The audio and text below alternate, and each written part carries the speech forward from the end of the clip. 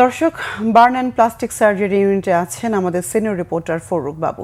আমরা এখন সরাসরি কথা বলবো তার সাথে। বাবু, সবশেষ কতজন ভর্তি হয়েছেন বার্ন ইউনিটে? তাদের চিকিৎসার সবশেষ তথ্য আমাদেরকে জানাবেন। জাতীয় বার্ন ইনস্টিটিউটে এখন কিন্তু তথ্য অনুযায়ী, তাদের তথ্য অনুযায়ী যে 42 জন ভর্তির কথা রয়েছে শুনেছি, এবং সেটা ব্রিফে সকালে আমাদেরকে জানানো হয়েছে, এবং পরবর্তীতে আরও জানানো হয়েছে যে এখানে বেশ কয়েকটি হাসপাতাল থেকে যেসব শিক্ষার্থী এবং শিক্ষকরা আহত বা দগ্ধ রয়েছেন তাদেরকে এই হাসপাতালে ইতিমধ্যে আসলে সরকারের তরফ থেকে সিদ্ধান্ত আরও একটি নেওয়া হয়েছে। তা হচ্ছে যে এখানে যারা আপনার চিকিৎসাধীন রয়েছেন তাদের মধ্যে আসলে যাদের অবস্থা গুরুতর তাদেরকে বিদেশে নিয়ে চিকিৎসা করানোর যে বিষয়টা, সেই বিষয় নিয়ে সিঙ্গাপুরের সাথে আসলে সরকারের একটি চুক্তির বিষয় আমরা শুনতে পাচ্ছি। তো সেই বিষয় নিয়ে আসলে এখন পর্যন্ত আমাদেরকে বিস্তারিত কোনো মাধ্যম থেকে জানানো হয়নি, তবে তারা বলছে যে দুপুর 3টার সময় ব্রিফিং, সেই ব্রিফিংয়ে আসলে সেই তথ্যটা তারা জানাবেন, এবং সেই সাথে আসলে কাদেরকে নেওয়া হবে এবং কতজনকে নেওয়া হবে, কত শতাংশ দগ্ধ হয়েছে তাদেরকে নেওয়া হবে, সকল বিষয় নিয়ে আসলে তারা একটা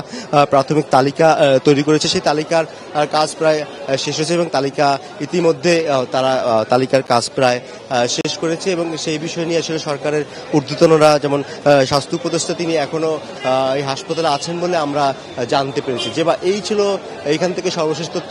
3টার ব্রিফিংয়ে আসলে আমরা এখান থেকে বিস্তারিত জানতে পারবো যে সর্বশেষ এখানে নতুন কেউ ভর্তি হয়েছে কিনা, বা মারা গেছে কিনা, বা এখান থেকে আসলে বাকিদেরকে কি করা হবে, এবং দেশের কবে কোথায় তাকে পাঠানো হবে উন্নত চিকিৎসার জন্য সিঙ্গাপুরে, সকল বিষয় আসলে পরিষ্কার হয়ে যাবে। যে বা এই ছিল সবশেষ তথ্য।